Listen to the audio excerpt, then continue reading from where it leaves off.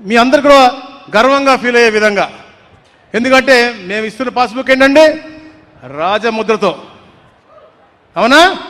బాగుందా? దాంట్లో 14 భద్రతా లక్షణాలు ఉన్నాయి. రకరకాల భద్రతా లక్షణాలు మీరు తెలుసుకోవాలి. నేను ఎందుకు చూపిస్తా ఉన్నా అంటే, ఇది రాజకీయ వేదిక కాదు, మీ హక్కు, మీ చెమట ఉంది, మీ పిల్లల భవిష్యత్తు ఉంది. అప్పుడు పాస్బుక్ ఇప్పుడు పాస్బుక్ తేడా చూపించడం కోసం నేను ఈ ఫోటోలు కూడా తీసుకొచ్చా. 14 చెప్తున్నా, ఇరు తమ్ముడు, వాళ్ళు ఎలా హరించుకోవాలో చూశారు. ఎలాగా అప్పుడు పాస్బుక్ ఇప్పుడు పాస్బుక్, ఏది బాగుందయ్యా? ఇది అవసరమా ఎవరికన్నా? ఉంటే ఆ అమ్మ ఫోటో పెట్టుకోవాలి వాళ్ళ పిల్లలు, ఉంటే ఈ అయ్య ఫోటో పెట్టుకోవాలి వాళ్ళ పిల్లలు, లేదా ఈ సోదరి ఫోటో పెట్టుకుంటారు వాళ్ళ పిల్లలు. అంతేగాని ఈ ఫోటో అవసరమా మనకి అడుగుతా ఉన్నా. ఈ ఫోటో ఉంది, లోపల తెరిస్తే పట్టాదారు ఫోటో లేడు. అప్పుడు పాస్బుక్ చూడండి, పట్టాదారు ఫోటో లేదు.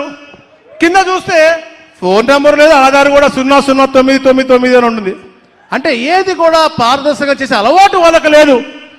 లోపల చూస్తే మొన్న అంటున్నారు ఎక్కడో, మేమే చేసాము, క్యూఆర్ కోడ్ పెట్టాము, మేము మొత్తం జీపీఎస్తో మాది కూడా పోద్దని. ఎక్కడికి పోతుందా? మనం కైకులూరు పోదామంటే అది ఏలూరు పోతుంది వాళ్ళు చెప్పిన దాంట్లో. సైజ్ చూస్తేనేమో మనోహర్ గారు లాగా ఉంటుంది, నాలాగా ఉంటుంది, లేదా నాలాగా ఉంటే వాళ్ళ లాగా ఉంటుంది. అంటే ఇవన్నీ కూడా అనుసంధానం చేసి కేవలం వారి అనువాయులకు ఉపయోగపడే విధంగా రూపకల్పన చేసుకుని మీ హక్కులు హరించే విధంగా చేశారు.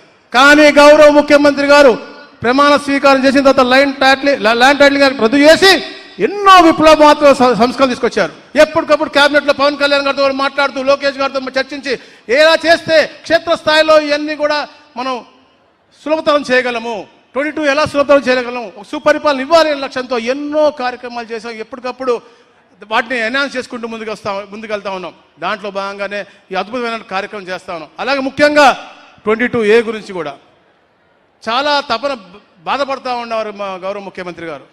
వారు పెద్ద హృదయంతో లార్జర్ ఇంట్రెస్ట్లో ఉండి పేదవారికి మంచి జరిగితే తప్పకుండా అది రిజాల్వ్ చేసి తీరాలి అని చెప్పేసి సిఎస్ గారిని, నన్ను, మా సిసిఎల్ఏ మేడంని ఒక 100 సార్లు చెప్పి మమ్మల్ని ఈ కార్యక్రమానికి అంటే ఇంకా పారదర్శకం చేసే విధంగా చేశారు.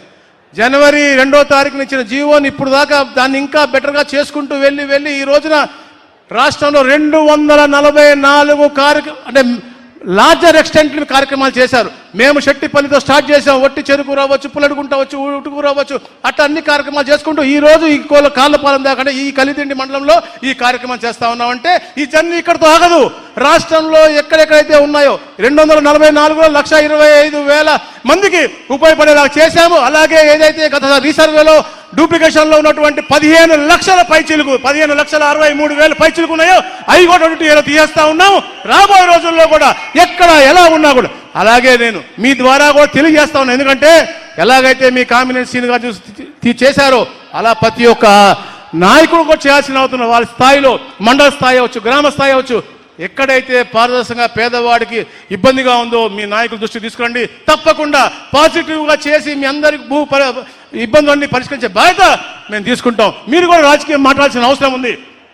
సమయం అయిపోతుంది కానీ నేను చెప్పాలని కొన్ని అంశాలు చెప్తా ఉన్నాను. ఎందుకంటే మీ పట్ల ఒక దైవ సమానంగా చంద్రబాబు నాయుడు గారు ఎప్పుడు కూడా దీన్ని పూర్తిగా పరిష్కారం చేసి మీకు టోకనైజేషన్ చేసి అంటే ఇలాంటి ఇబ్బందులు రాకుండా. ఎందుకంటే గతంలో మీ అల్మారాలో పెట్టుకునే కావు, గతంలో లాగా ఈ రాబోయే రోజుల్లో తప్పకుండా బ్లాక్ చైన్ టెక్నాలజీ వాడి డిజిటల్ కీస్ పెట్టి ఒక 100 సంఖ్య కీస్ మీ అన్ని కూడా అలా అరెస్ట్ చేసి పెట్టే విధంగా ఇప్పుడు మా సిసిఎల్ఏ మేడం చెప్పారు.